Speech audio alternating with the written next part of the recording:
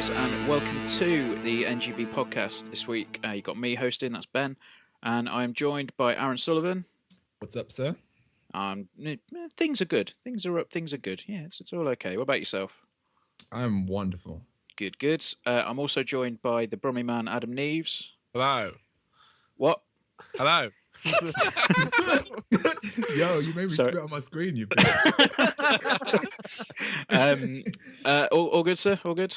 Yeah, I'm all good, you? Yeah, okay. I'm joined by Gary Clark. How's it going? Yeah, all right. Yourself? Yeah, all good, all good. And for the final time, I am joined on the NGB podcast by Mr. Asim Tanvir. How are we doing, sir? I'm good. I'm currently holding back my tears. Yeah, feeling the emotion. Yeah, tears of joy. No, but and on that note, we will hang up the call and. No, it's good. It's good to be on the last podcast. Get some thoughts out there, but yeah, I'm good. Yeah. Well, you know, we'll probably we'll come on to your movements, if you like. You know, not the same kind of movements that Aaron just had before we started recording. But we shall come to that shortly. However, we will start off as we normally do with what we've been playing. So, Adam, what have you been playing this week? It's not Monopoly. It's not Monopoly. No. I've been Order dashboard. been smashing some Pez. Cool. I'm really enjoying it at the moment, and I've just started Foul Play for review. Okay. So that's quite kind of good, but it reminds me a bit of Puppeteer in the sense of you're portraying a play. Okay. But it's decent enough, but nothing to really shout about. Okay. But apart from that, just Pez really. Just Pez. Okay. Again, you know, for those listening, bit of an in-joke. Basically, Adam essentially plays nothing but Monopoly, and then when he's not playing Monopoly, his PS4 is on and he's sat on the dashboard. So yeah, we kind of give him a bit of shit about that. Asim, what about yourself? I have been playing Far Cry Primal. Mm-hmm. It's good. I like it. I just going back a bit. Far Cry 3, I didn't really get into. Right. Then Far Cry 4, I really liked. It was one of my games of the year when it came out. Wait, it got the Sites Game of the Year actually, didn't it? Yeah. Really good game. And this has all switched things up. It's gone back into prehistoric times, 10,000 BC. So no shoot, bang, bang, no like weapons and stuff like that. It's more bow and arrow, clubs, and all that stuff like that. And it's done really well. It's actually really it's enjoyable. Like the missions are interesting at the start. They kind of get a bit repetitive towards the end, but it's more about the world. Yeah. Like because the world's inhabited with so many of these different creatures, beasts. And when you start off, it's just like everyone's attacking you because you've got like literally just got your club and your bow and arrow, and you're kind of finding stuff. You have to literally find stuff to craft arrows and other weapons and ammo essentially. But then as you progress, you get this ability to tame beasts, which you've got to level up as well. So right now, at this moment, I've got a rare cave lion who's my beast. And if you get like low level like wolves and whatever coming at you, they just get like sort of scared away. Right. If they come near your cave lion, and you can send it to attack like camps and stuff like that as well of other tribes, which is really cool. You get like mammoths walking around as well. It's just really cool. It's like the emergent gameplay is really cool. Like there was like one little bit I was playing yesterday where I was walking to a mission, and at that time I think I had a wolf as my beast that was partnering me along, and ran into a big brown bear. I was like, fuck. And it started chasing me. And then as soon as it started chasing me, a pack of wolves came out of nowhere and attacked the brown bear. And it kind of allowed me to escape, which was cool. Like stuff like that happens quite a lot. It's really good. So far, I put about 6-7 hours into it. It's good. Cool. I'm enjoying it.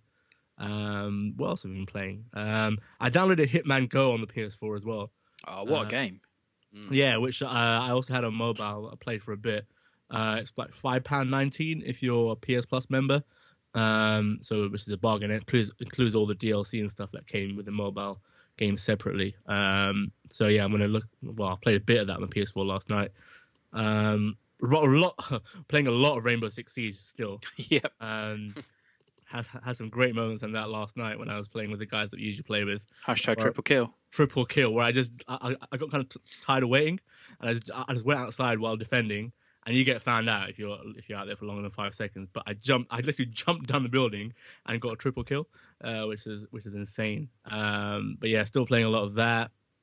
Played a bit of Layers of Fear as well, which is Gary's played and reviewed, which is jumpy. Can't remember what I also played a lot of Unravel and finished that since as well. Yeah, I think that's about it really. Cool. Yeah, I mean that's a pretty broad spectrum there. We've had quite a few games come out recently, and it seems to be like quite an early year busy spell, which is it's a good thing to see. Usually we get that sort of rush towards the end of March where everything comes out to get in the financials, but that's still going to happen. Yeah, but I mean, it's nice to see we're getting. We seem to be getting some quality games coming out fairly early in the year as well. Yeah. Aaron, what about yourself? I've been playing a lot of Counter-Strike as usual. Cool. I find this game challenges me, so it's kind of like there's such a high skill ceiling. Yeah. That I always consider myself shit, so I find that as a challenge. Like anything that's hard, as Sim knows, like his penis. I enjoy quite a bit. Been playing a lot of Hearthstone as well. Obviously Street Fighter 5. Been dabbling in a bit of that. Mm-hmm. Let's talk a little bit about Street Fighter, because I know you've sort of played quite a bit. You obviously put the review through as well. What have your experiences been like in terms of the online side of things? Okay, so I've not had that much of an issue. Right. My only issue with online at the moment is sometimes you'll play a game and it won't record that win or loss because you didn't connect to the server in time or whatever, in time for the connection with the other player. Okay. So it's kind of like that game didn't happen, which is, I can imagine that's annoying for people who care about the points, but I'm just playing to try and get better at myself. I'm not really caring about the points themselves. So it doesn't bother me so much, but I can understand how it could be quite annoying to other people. Okay. But other than that, I haven't actually had any major issues personally myself online. Okay. Because I know that it just seems to be whenever a game launches that's got either a strong online component or is basically exclusively online, it seems to be that there are some sort of issues that that seem to come to the fore, and I don't really know. It's difficult to say how to fix them because it's literally every game, and obviously they had all the betas that came out, and they were still closed, but I think that they were everybody that pre-ordered, I think, and a few other things. So, I mean, quite a few people had access to it, so they had quite a lot of data to work with, I guess. So. Yeah, and it just seems to be that they always seem to shit the bed with online only games. I think it's the nature of online, and the cross-platform might have something to do with it, like trying to get both of them to work together and work well together at the same time. It's probably causing an issue for them. As I said in my review, when I tried it in the early stages, it just would not connect to a friend of mine who works at Capcom, who I was trying to play with, and he was playing on PC. It would not connect at all. That seems to be okay now. Okay. I don't know if anybody else is having issues with that, but I don't seem to be having any issues connected to PC people. But obviously, there's all the other issues going on, so... For Capcom. What's your take on the whole kind of releasing it bare bones and adding to it as a Street Fighter fan? That's a big Street Fighter fan, sorry. Again, I can understand. It's kind of hard. So like for the people like me who just want to play other people, I don't really care about beating the AI. Like this is fine to me. Get that game in my hands as quickly as possible. I'm all for that. But the problem with that is that it's not people like me that keep these kind of games alive. It's the casual market that keeps this game alive. Yeah. The people who tune into Twitch streams and watch the pros play, and the people who just like to go through story mode and fuck about a little bit and aren't really interested in getting their asses handed to them online. These are the kind of people who buy the game and get sales for Capcom and ensure that the next game comes along. So I can understand where the issue is. Just personally for me, I actually really didn't care. Like, I was like, okay, cool, give me online. As long as online works, I'm all good. Okay, interesting. Sorry, I just wanted to know from your point of view, to be honest.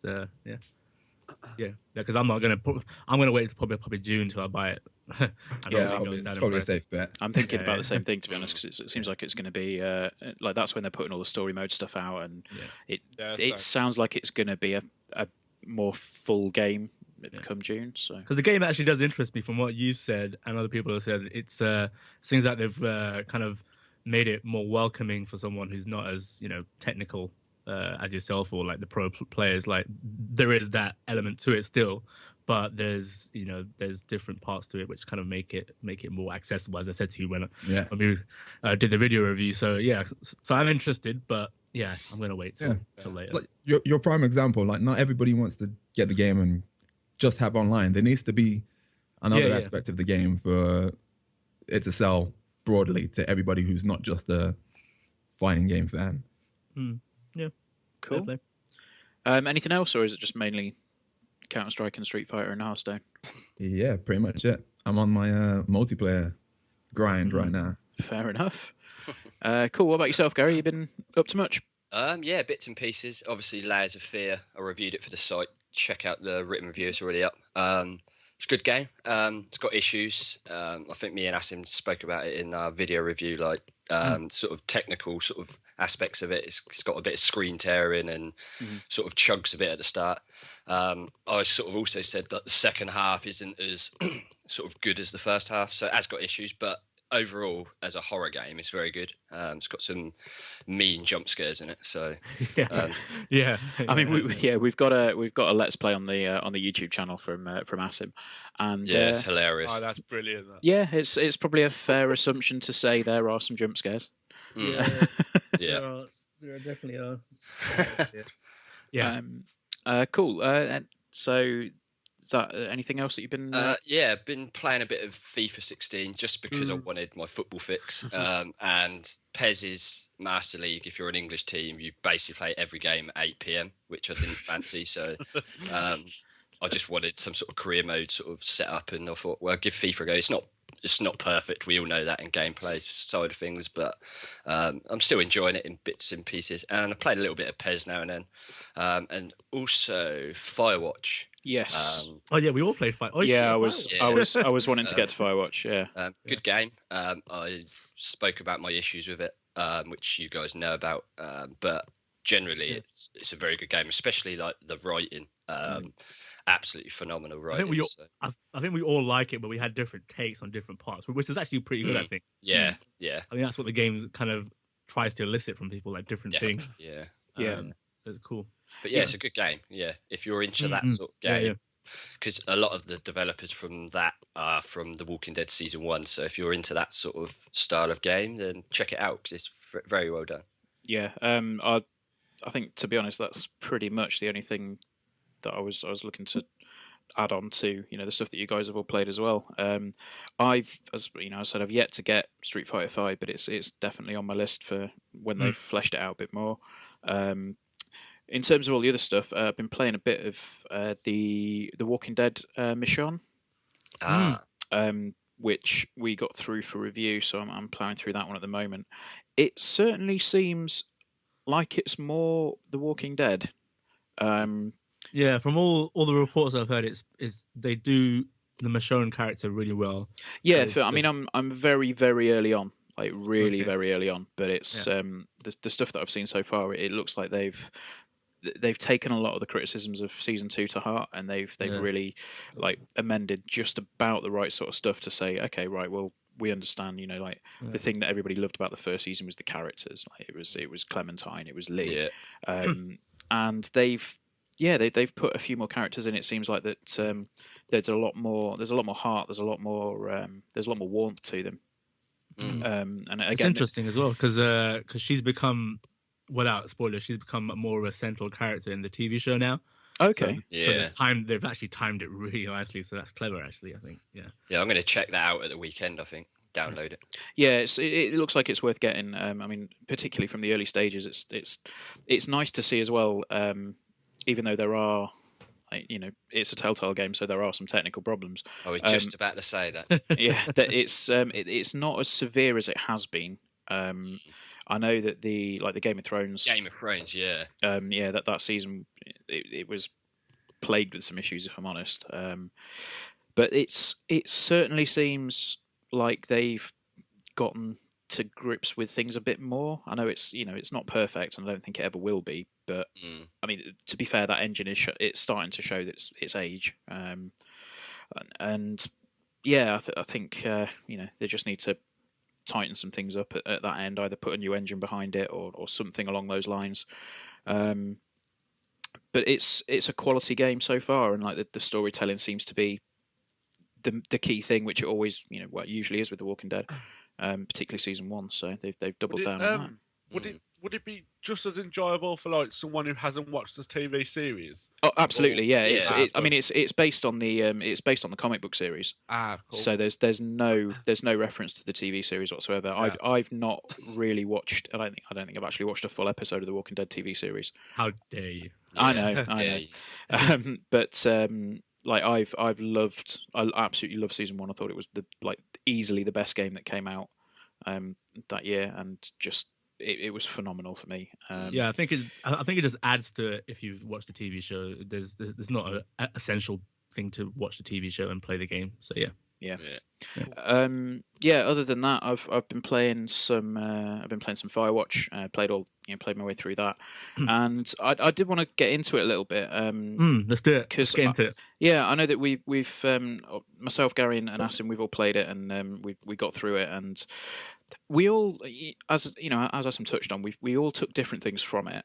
But I think the key thing for me, and the thing that really touched a nerve, was that it symbolises perfectly that feeling that you get when you have such an intense relationship with somebody that maybe you've never met, or maybe you've only ever seen once or twice, but they have such an impact on your life, and they have such a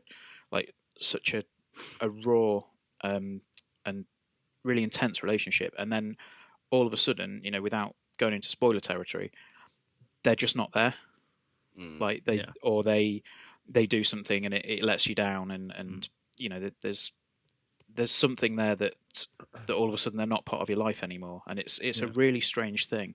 And I said, I had some friends when I was at school, and we were closer than I think most brothers and sisters would be. And then all of a sudden one day, like, that was it. Like, they just didn't want to. They were suddenly not friends anymore, and it was really strange to deal with.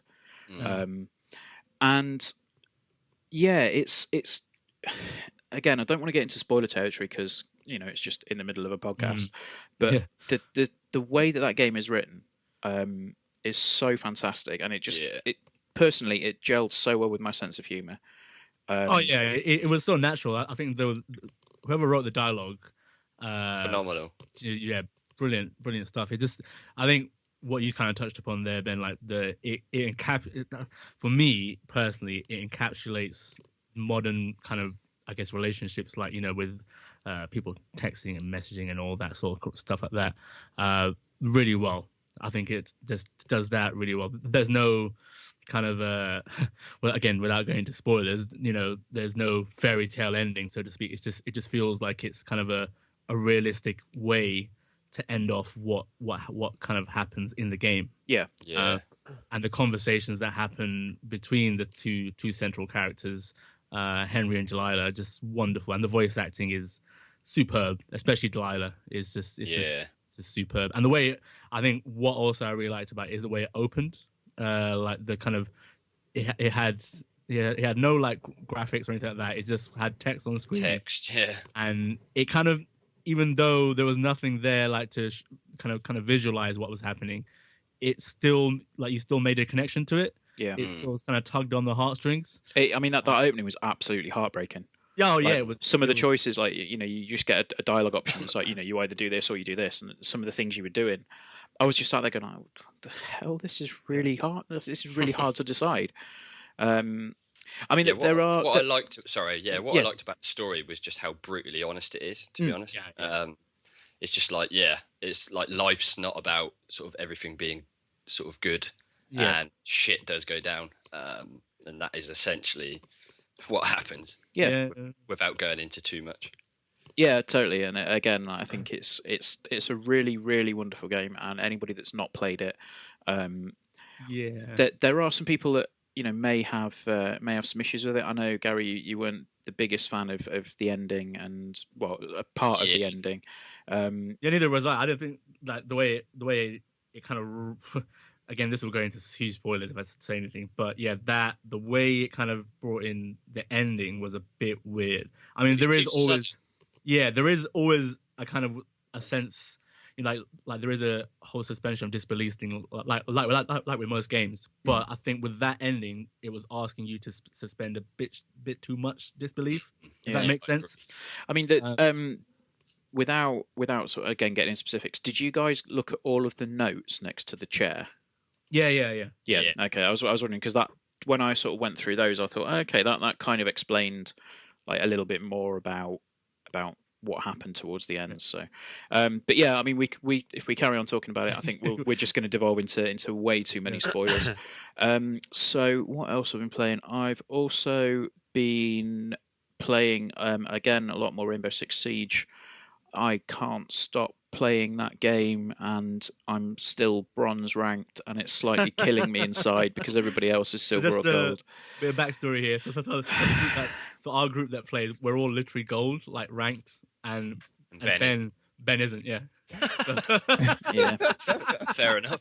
It's really annoying as well because like the reason is when I started playing it, I thought, I'll just dip into ranked on my own. So I kind of went through and played a lot of ranked on my own without a team. And heads up, that's really fucking hard to do because on the PS4 nobody uses a mic, so you can't communicate with anybody. Yeah. And like sometimes you just feel like you're just shouting at a brick wall.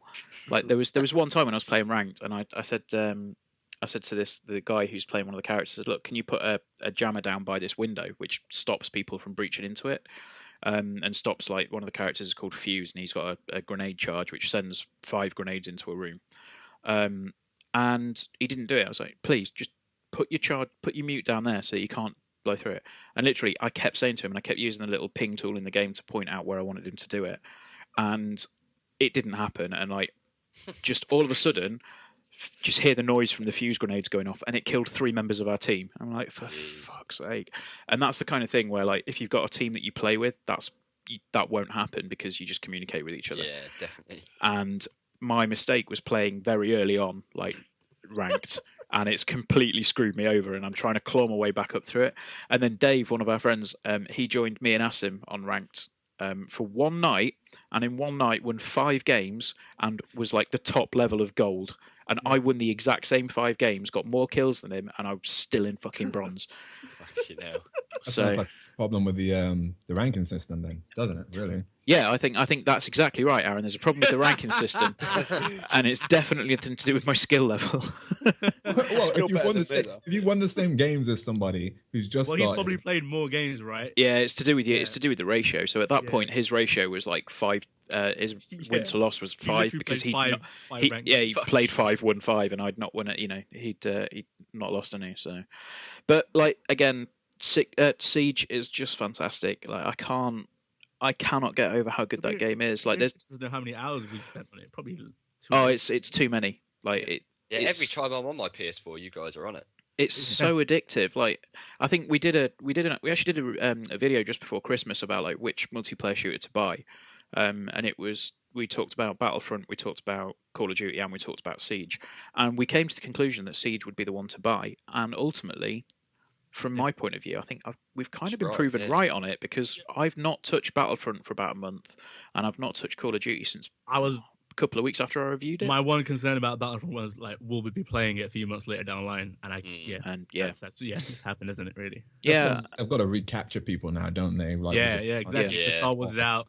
That was exactly what I said in my review, and when we talked about it previously, I was like, "There's going to be that hype around it for the first couple of months or so, and then during Christmas it'll die down. Yeah. Come the new year, it will just die down." And the game that has that quality and kind of that compelling feeling of playing online will stick, and that's Rainbow Six. Yeah. Do you think you would go back to Battlefront though? I think I would if they put out some more content if they put out content that everybody could get that wasn't ridiculously expensive. I mean, like, you know, the season pass, I think I said at the time, is 40 quid. I'm not really willing to spend an extra 40 quid on a season pass where I think they've announced 2 of the expansions now. Yeah, I think, but Like, the thing is, I dropped some money on the Siege season pass, which initially I said was pointless. The only reason I did that is because I didn't pay for the game, and I thought this game is fantastic. I want to give them some money, so like that's what I did. I'm still bronze. To be fair, like actually, when the key thing, this is the key thing that all this stemmed from is like they rebalanced all of the ranks. So like I logged on and I saw my little rank icon. I went, oh awesome, I'm gold. So I took a picture of it, sent it to the group. I was like, check this out, lads. And then of course started the game. It's like, no, it's not gold, it's copper, which is worse than bronze. Fuck no. So yeah, that was. How's the server issues on? Because I know they had problems, didn't they? They're getting better. They're getting better. They're getting better and better. Yeah, I mean, before we couldn't. It took ages to find a match. Now, now it seems alright. Yeah. Okay. Well, they have to if they want to push this as an esport, really, don't they? Their shit out. I think one of the things was like there was a patch that introduced a really big problem where like people were walking, they were sliding around the map in a black T pose. So like regardless of where you were, like if you were crouched or if you were lying down, they just had this massive black shadow above you, and everyone was like, "What the? Oh right, so he's there," and it stayed there if you were dead. So like that was confused the hell out of you. Yeah. I think that came about like literally a couple of days before like there was a big esports tournament and everyone just kicked off about it, and it was like that's well done. So yeah, I mean other than that, Siege, and I got a copy of Far Cry Primal through today as well, so I need to start playing that. I've also been playing a bit of I played a bit of Xenoblade Chronicles X on the Wii U. Oh yeah. What's that like? It's good. It's good. It's I've played like an hour or so. It's a gorgeous looking game. It is, yeah. I must say. The combat system is kind of same as the previous game. So it's kind of like half automated and half you kind of get to choose what's going on. So yeah, no, it's good. It's good so far. I've only put an hour into it, so I can't really judge it too much. But so far, so good. I just thought I'd put that out there. Yeah, cool. I mean, any excuse to show the Wii U some love. Yeah, I know we don't. It doesn't get enough because it's not got enough games. So well, there's something else I've been playing as well. I just can't remember what it is off the top of my head, so it can't have been that great. But what we'll do, we'll move into some of the news. And this week, it's been announced that the Hitman Beta is coming back, starting next week from Friday. I think, is it over the weekend? Yeah, next Friday it starts 4th of March. Yep, so that's obviously the week before release, and it's open to all PS Plus members. Which is a really good way of getting people to play that, because from what I've played so far of the original beta, it's excellent, really good. It's really good. That was What did you enjoy about it? Because I haven't seen anything. I haven't. It's just so Aaron, I know. Yeah, so I know you'll love this. It's basically like the old style Hitman. Yeah. Where you kind of like once the tutorial stuff's done, where it kind of guides you a bit, you're just left to your own devices after that, and you kind of have to figure out how to take down targets. And there's a number of ways to take down targets. So the final test, I took the guy out the first time I did it by sabotaging the ejector seat in a plane, which has got a test. And then he basically flew out of it and just died. And I just walked out of there like nothing happened. It just like a boss. Yeah, it just makes you feel like super slick Hitman, and which is that's what it's supposed to do. Yeah. So it's if you like the old Hitmans and like kind of giving you those options and yeah, I mean if you do get found, you're kind of fucked. Okay, so does that mean like the people who enjoyed the newer, more gunplay Hitmans are kind of screwed then? Did you guys try like killing everything, or you can try killing everything, and if you're really quick and about it and whatnot, you maybe can get away with it. Yeah, but I doubt it. Okay, cool. I mean, encourages you to use stealth, doesn't it? Yeah. I mean, I think one of the interesting things about the Hitman beta that they had was where your uniform won't attract attention from everybody. So, like, if you've got a mechanic's uniform, like the mechanic's supervisor will recognize that you're not one of his staff, but like the higher ups, so like the generals and stuff walking around this army base, they won't necessarily find you unless you do something stupid. Yeah, like they won't think you're out. You're not one of the staff because they don't know all the mechanics. So there's that layer of AI which I thought was really impressive. Yeah. So yeah, it's it's really exciting that that's coming, and I think we're going to have a review up as close to launch as we are possibly, as we can possibly get, because on a visual level, it's not amazing, No, but I it's don't not. think it needs to be either. To be honest, it's just No, I mean it's passable for PS4 and Xbox One game. It's not. I think a lot of the power that's been put into it has obviously gone into things like the AI. and the number of people as well on the screen as well. I mean that's always been Hitman's thing, hasn't it? Like the number of people, and it's just very quickly going back to Siege. It's like that's not the most beautiful looking game in the world, but you can do so much with the environments. Like just blow the shit out of everything, and that's what they've used it for. So that's Hitman. That's coming next Friday for everybody that's got a PS Plus subscription. So get it downloaded, play it over the weekend, and see if you can send a man out of an ejector seat. Because Pretty much. it's fun. Right, what else have we had? This week we've also had the rather gorgeous Uncharted 4 trailer. Yeah. Oh, my God. Well, I thought it was Assassin's Creed Black Flag. Wasn't it? Yeah. So the Uncharted 4 trailer, it was just gorgeous. I mean, somebody put on the on Twitter like, "Oh, next gen is finally here." It's like, well, it's understandable why people have put that, but oh my God, it just looks amazing, and I kind of want to have it now. It's probably the best story trailer I've ever seen for a game. Strong words. But it's got a lot to deliver. Jaw-dropping gorgeous, eh? Yeah, I mean obviously there's been the controversy that Asim hinted at there was the island in the painting that I think they then travelled to, and there's like a 3D model of it as well. Looks suspiciously similar to some artwork from Assassin's Creed Black Flag, but It's identical. Yeah, it pretty much is it. They just took the pirate bit out of it. And then I think one of the artists who works on Assassin's Creed like tweeted, "Oh, at 1 minute 36, that's our artwork. I understand why they put thief in the title now." Yeah. Blah blah blah. And then like a few couple of hours later, a Naughty Dog wrote this thing saying apologizing for it, blah blah blah, and released an updated trailer with the correct artwork. Okay. I've not actually seen the updated trailer. So yeah, they released so the trailer on YouTube and stuff now is the updated one without the Assassin's Creed artwork. Okay, I didn't realise that. Do you guys think there will be another Uncharted though after this? Yeah, definitely, but it won't be Naughty Dog. Won't be them. Yeah. Yeah. Oh, you don't think it'll be Naughty Dog? No, it'd probably be. Don't know. Probably one of their Santa Monica studio somewhere. Or Ben, probably. Yeah. Or I mean, it might be like like a B team within Uncharted. I don't think it's going to be. I don't think it'll be like the guys that brought you like Uncharted. Yeah, it's not going to be The Last Bruce of Us. Straley and Druckmann and them lot. Yeah, Because Ben did Golden Abyss on the Vita, so it could technically be them. Yeah, it could be. That's a good shout. Yeah. Yeah. So that's that one. Far Cry Primal obviously came out, and it got, as with most games, got a pretty hefty day one patch to fix some stuff and include an expert mode. So if you feel like you're an expert before you've even played the game, you can show off your EP-ness by hitting that button and attempting to beat it. So there's that one. What else have we got? We've got Tales from the Borderlands getting a physical release. Did any of you guys play it? Nope. No, I've got it. It was in the sale. I've got it on my dashboard, and I've heard it's good.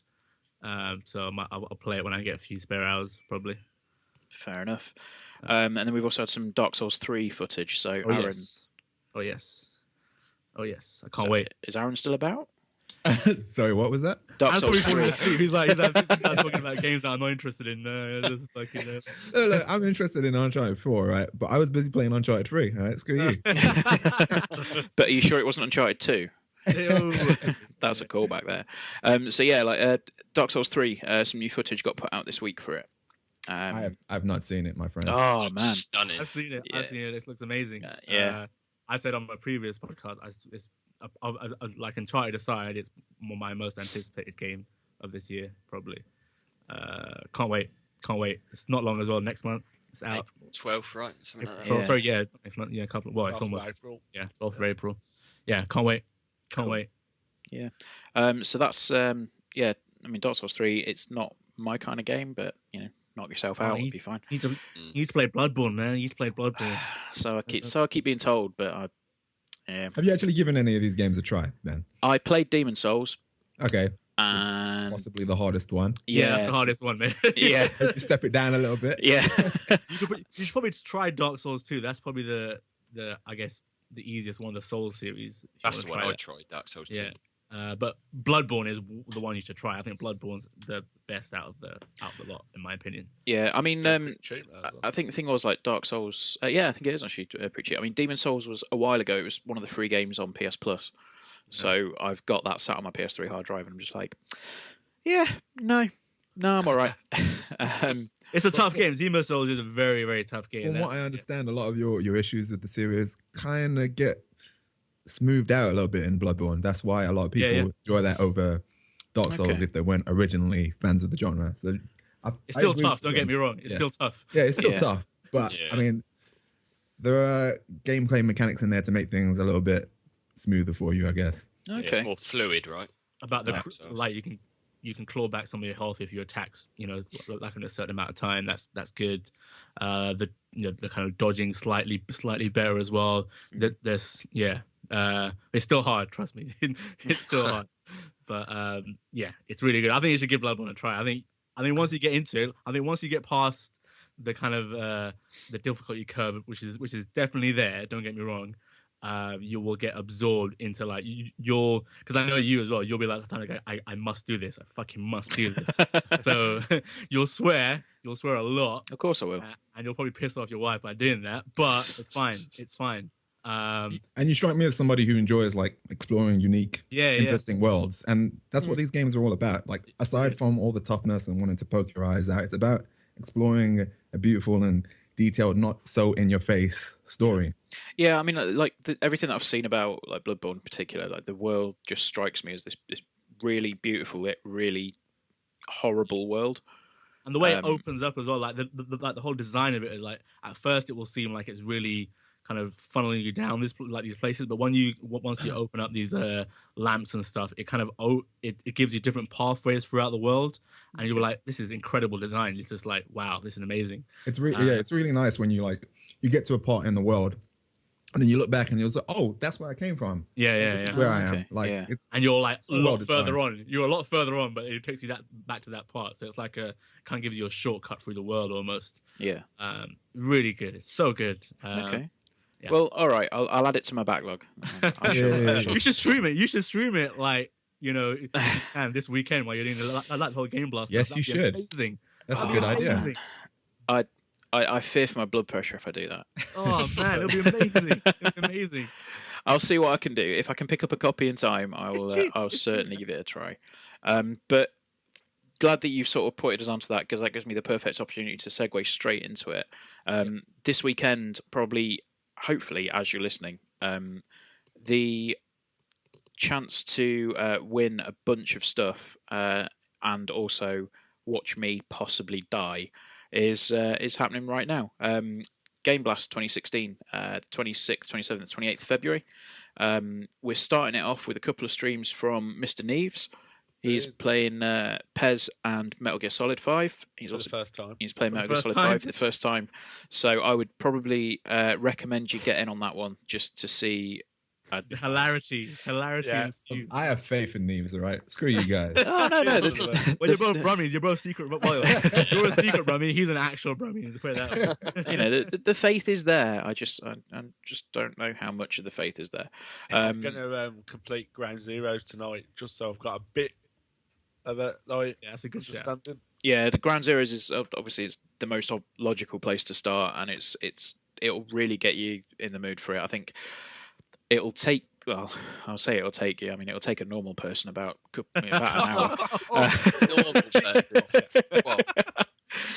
No, you'll be able to get through it, and you'll be fine. And then, I think it'll give you a good grasp of the controls and everything else. So you should you should enjoy it for tomorrow night's stream. So that's Friday night.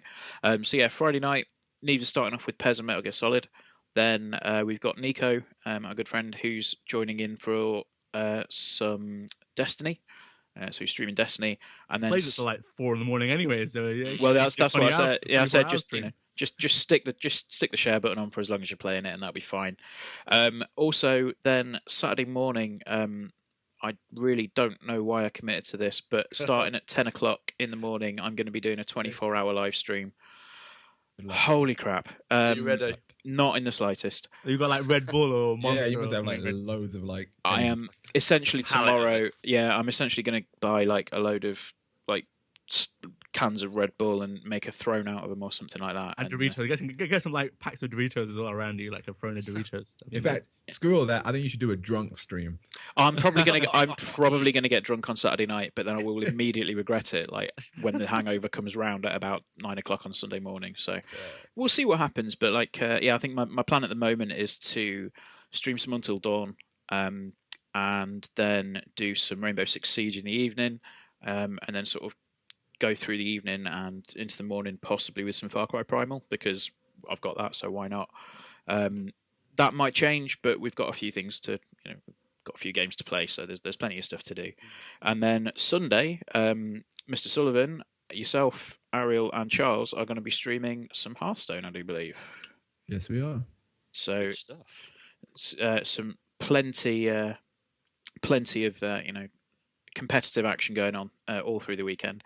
And the best thing is, a lot of the stuff that we're playing, we're giving away stuff for. So we've got copies of Pez, we've got copies of Metal Gear, we've got oh Christ, what have we actually got?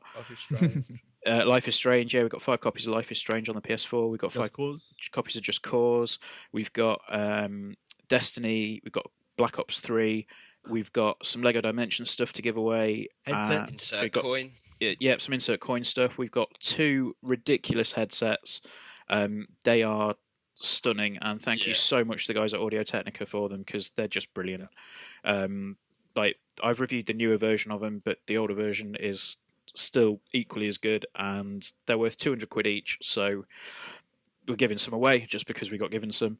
And then on top of that, we've also got 2 press kits from Sony, which are incredibly rare and more than worth like chipping in for.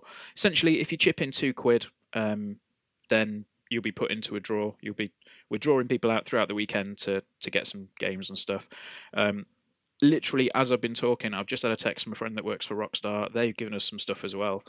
Yeah, we've got so much stuff. I think at the time of recording, we've got more things to give away than we have people that have donated. So if you chip in, you're probably likely to end up with something. And we're, for every for every donation of 2 quid, we're going to get thrown into the raffle to win some stuff. So all the way through the weekend, we're going to be giving things away. The address is bit.do/teamngb. Go there, give myself, Adam, Asim, or Ariel a couple of quid, and we'll be able to hopefully send you some goodies. We've got some stuff from Ubisoft as well. We've got some hoodies and some t-shirts, and got Rainbow Six. Yeah, Rainbow Six hoodie, which it might come to me. It might not. But, no, it's all going to go out, and we've got as well a bunch of PS3 and 360 games from them. So just going to give them away as a big bundle of stuff. So honestly, there's so much in there. Like, we could have probably opened up a shop.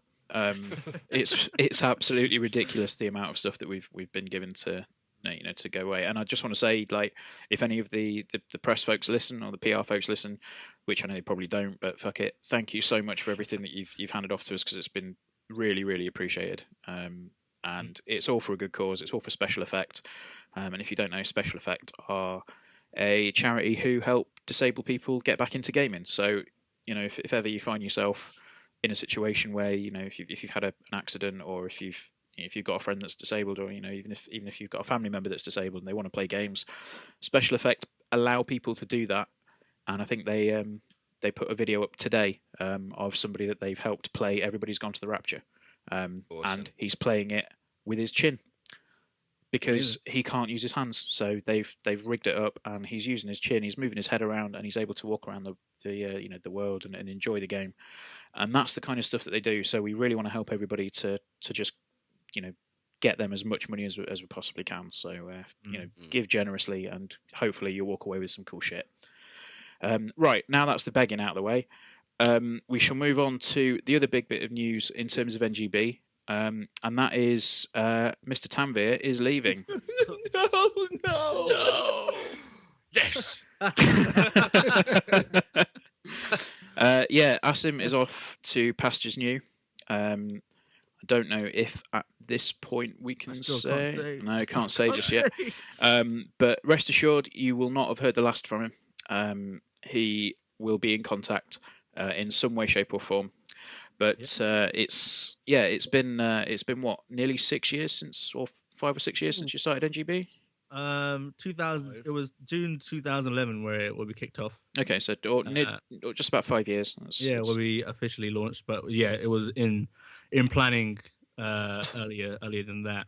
I still remember it, like, obviously I was just like me and Aaron were one of the founding members of God is a Geek. Like we kind of both started out there. And once I left there, as soon as Adam and Suf heard, so this is Adam Bassi, not Adam Neves, by the way. So when Adam was still at Katana doing like WMB and whatnot, he gave me a call and was like, "Dude, I need you to start up a general gaming site for us. Just come and do it." Gary at that point was I think it used to be the PlayStation blog. Is that right? Yeah, that's yeah. right, yeah. So if you go all the way back, you'll see PlayStation blog content right at the start. So you can see some of Gary's content early on. So it used to be the PlayStation blog, then it got turned into what is now NGB, and kind of steamrolled from there. I mean, it's been great. I've had a ball of a time from everyone that's still here, that's been part of it before. It's been great. It's been a pleasure to be part of and kind of run it. And all the, I mean, I think some PR people listen to this. All the PR people that have supported me since you kind of left God is a Geek has been greatly appreciated, because they didn't have to. And they have, and they've been really, really, really supportive, and kind of sent us stuff, and been there from the start, which has been super appreciated.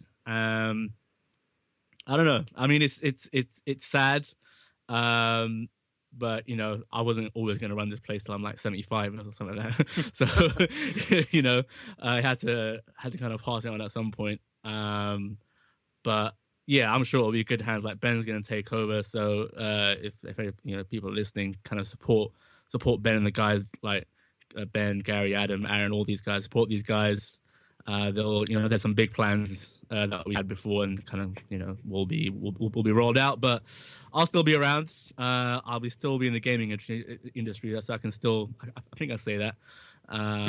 So yeah, it's been a pleasure. Like it's been literally like being part of a family without sounding super cheesy. We used to have like regular meetups as well for WMB and stuff like that as well. Gary was always there. I remember when I first met Gary, I was like, "Who's this tall wanker?" You still say that now, don't you? Yeah, I still say that now. Yeah.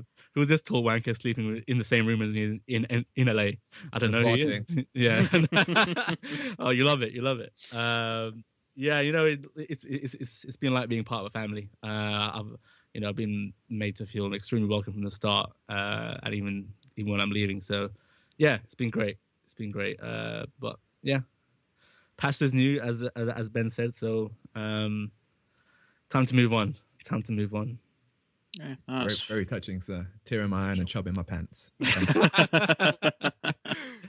Yeah, I mean, like it's not an easy thing to say, goodbye to a colleague, and it's I think even though we do this as a hobby, we do it as we do it for fun, we do it for the love of it. Like you guys do feel like colleagues, and I think that the fact is that you brought me on board. I think you saw like the random tweet that said, fancy writing about reviews. It's like, yeah, why not? And then shortly after that, like kind of things just started to snowball and grabbed a lot of opportunities. And now, essentially, after going to E3 and going to Gamescom, like the opportunities have been there, and it's thanks to you that I've had the opportunity to do that. So I just want to say thanks for that.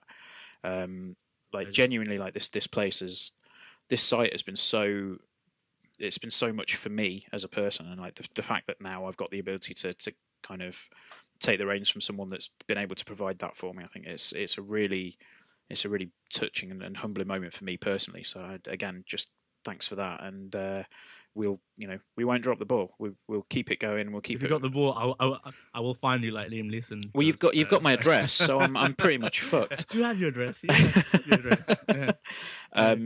And yeah, like it's never been about like what can the site give me. It's like it's always been like, how can I help the site become bigger? How can we get our stuff out to more people? And I think that's what we want to do. That's what we that's essentially, we know we're not going to be IGN, we know we're not going to be GameSpot, but hopefully we'll get a core following of people that can come to us and appreciate the reviews that we do. And I think you've done a really good job of getting that base of people in, and now we can we can sort of take it and run with it a little bit. And I know that you guys, you're there to support everybody else that's writing for us and contributing to the site. So you're not going to be a stranger. No, we'll say that much. I will try not to be a stranger. No. Hopefully we'll be able to again, without divulging, hopefully we'll be able to get you on in some sort of official capacity in the future. Yeah, I'd love to. Yeah. In your new role. So I think really, all that's left to say from myself is just all the best in the new role. Thank you. If anybody else wants to effusively gush, then now is the chance. Yeah, I'm just going to say, Asim, thanks for everything, because basically, like when I sort of started, we sort of started together or whatever. Yeah. Like you sort of really helped me, and a lot of people don't see the sort of behind the scenes stuff, like text messages, emails here and there. So you really sort of helped me sort of move forward with, and sort of give me confidence to do other stuff. And yeah, it's just been amazing. Obviously, you're like a brother to me anyway, so obviously wish you all the best in your new role. Obviously we can't say what it is, but I know you'll smash it. Cheers, mate. And we're always be in contact anyway, so yeah, just from the bottom of my heart, thank you, dude. Yeah, no, that's just to echo all that, really. cheers Asim, you've done loads for me, and obviously I met you last year at EGX, and that was quite. You dropped your bag, fucking hell. I'll always remember that, and just really to say thank you for everything, really. No problem. And all the opportunities you've given me. You guys will be fine. Yeah. I've known you since uni, you bitch. You're a wanker then, you're a wanker now. You've always been a driven person, and you deserve the opportunity you've got, and I wish you the best of luck, sir. Thank you, guys. Thank you. I'm not going to cry now. This is not going to happen. It's not going to happen. No, that's fine. I mean, I think everybody in the team will echo our sentiments, and it's if we could have had like the 20 or so people that we have contributing to the site on this podcast, we would have done, but it just would have been quite messy. It would have been a crazy podcast. Yeah, I mean, it's not exactly been the most same one as it is, but with an extra 15, 20 people on it, could have just been mental. So, I think. Again, all we can say at this point is thank you, and thank you for entrusting us with your baby, and we'll take it forward, and hopefully. Yeah, you'll be fine. You guys will be fine. Don't worry about it. There was a question, wasn't there, from Mr. Nico? I think it was. Yeah, so I did put a brief tweet out, probably a little bit too late. That's a good question. Yeah. So let's have a quick look. Right, so I'd just say, has anybody got anything? Got anything to ask in terms of your final farewell podcast? So, Nico says, "What has been your favourite moment working with NGB and WMB and all of the other sites, and what has been your favourite game in that time?" Wow, the favourite moment. The one that always stands out for me. I know what he's gonna say. There's been a few, like, but the one. Okay, I'll talk about the few before. Like the one moment that I always remember would be when Metal Gear Rising was coming out. I got to sit down at a round table and interview Hideo Kojima, which was like, wow, I never thought that would ever happen. It was like the guy that you got into gaming the way I am in now, because of meeting him and sitting there opposite him, asking questions. And I still remember, because he was in, obviously this was in London, he tweeted from his account, was like, can someone tweet me bus advert pictures of Metal Gear Rising? And I was getting out the station to the venue, and the bus right opposite me with the Metal Gear Rising thing, so I just sent him a picture of it. And I came in, and he was like, "Well, are you the guy that sent me the picture for the thing?" And I was like, "Yeah, it was me." He was like, "Oh, thank you." I was like, "Oh my god, wow!" I was like, "That's incredible." That's one that stands out. There's been, meeting all sorts of people in the industry as well has been great. But the one moment that stands out is, I think I've talked about this a couple of times, is the Gamescom after I reviewed Last of Us and it came out on the PS3.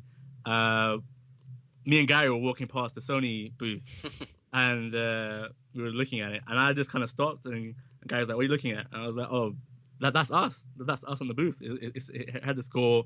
We were next to like IGN and all the big sites, and it had our score, our name, and I was like, you know what? That's fucking cool. Yeah, that was awesome. That's cool. I mean, it's like that's what we do this for. It's like for the big sites, probably doesn't mean anything, but you know, for us, like doing this as a passion and hobby type of thing in our spare time, that's just super cool. I think that always stands out for me. And you know, being involved in like, you know, with like WMB and stuff, and you know, being close to PES and being able to to provide feedback and stuff on it, and being, you know, I think I was in three of the manuals for PES. It's like the game you grew up with. You know, being in the manual, you know, kind of like that stands out as well. All sorts of stuff, but that's probably the one that stands out for me anyway. Favorite game in that time, bloody hell, I can't even pick one. I'll probably guess this one. I can't even It has to be a Metal Gear, right? It's probably going to be a Metal, but Metal Gear 5. Just being the first person outside of Konami to finish that was a huge honor for me anyway. So yeah, probably Metal Gear 5, I guess. There you go. Cool. Yeah. That was pretty much the biggest standout question that we got, and one of the ones which was probably a little bit more niche. It came from Gary, not our Gary. It came from a Gary, and it says, "Were you Tanvir on MGO2?" No, I wasn't. I saw that question. No, I wasn't. I wasn't. It's an imposter. It's an imposter. Yeah, so I'm trying to be me. There's only one Tanvir, all right. Can I just add something, by the way? My funniest moment with Asim, nothing's gaming related, but it is one of the funniest things that ever happened. Is when we come out of, I believe it was last year, I'm going to say, or maybe the year before, when we come out the PlayStation conference at E3, and you thought David Hasselhoff was outside of it. That was the most random thing ever. Hey, the guy looked like David Hasselhoff, man. David Hasselhoff, man. It was so random. Yeah, I think we fucking wet our pants to the last. Yeah, there's been some good moments. There's been some good moments. I can still see you, Asim, just sitting there drinking your drink when I'm picking up everything from the floor. Then Ben just goes, "Fuck's sake, Neve. Fuck's sake, Neve." I've got a bit of advice for you, mate. That zip goes at the top. Oh man, that was a special moment. Essentially, Neves met us all at EGX and was about to say bye to everybody. He was like, "All right, see you later, lads." Turned around and picked his bag up and immediately emptied the entire content of his bag over the floor. And he's just standing there for like a couple of seconds, like looking at all of us. We're just we're just sitting there having our drinks. Expecting you to help. We're just sitting there having our drinks. I was like, "You alright, mate? How's it going?" Guys, come on. Even his close friend, whose also name is Aaron, didn't help him. He was like, "Yeah." That was amazing. Brutal. But yeah, I mean, in terms of a moment for me, like I think when we went to the Sony press conference at E3 in 2014, I know what you're gonna say. I kind of my eardrums. The thing was, like, initially kind of blagged my way in, and then like it was the food and drink stuff that was going around. It was just like, you know, really long day of conferences and stuff. So it's like, there you go, just have a few beers. And I was like, hey, that was cool. So like feeling a little bit, you know, a little bit full, a little bit merry. Sat down in the press conference, and then they announced Grim Fandango remastered. And for some reason, I lost my shit and I just screamed as like, yeah, and like Asim and Gary just sat there looking at me like, what the fuck is wrong with you? It was me, Gary, and Adam Batty as well. He was with us as well, and we all looked at you like, what the fuck's going on here? I was like, it's Grim Fandango, man. But yeah, like again. Just the opportunity to be able to be there was thanks to you and the site and the fact that, you know, again, we do it for the love of it. We don't do it to get things out of it. So the fact that that opportunity does come our way is thanks to you, and you know, in no small part. So it's going to be tricky. I've got big shoes to fill. Literally big literally shoes. and metaphorically. But you should see him where he wears Converse. He looks like a fucking clown. Gary called them boats. Yeah. So I mean, really, we'll probably sign off the podcast here. But again, just thank you for everything that you've done for me, for Neves, for Gary, for Aaron, for everybody that writes for the site. We can only hope that I don't fuck it up. You'll be good. I'll be intently listening as a fan of so keep these podcasts regular because I will be listening, subscribing, and the radio stuff. Keep it going because I will be watching. Yeah, we've got some plans. Yeah. So yeah, I'll subscribe. But you didn't really tell me that there's fuck all. There's like so much work to do, man. I just thought you sat there and like just raked it in and Yeah, sadly not. Walk into the club with a money cannon, just firing it everywhere. Money cannon. But yeah, as it currently stands, I'm just chucking coppers at a tramp. So, right, we will see you guys later. So, from myself, from Aaron, from Adam, from Gary, and from Asim for the final time. See you guys later, and thank you very much for listening. Bye. Bye. Oh yeah.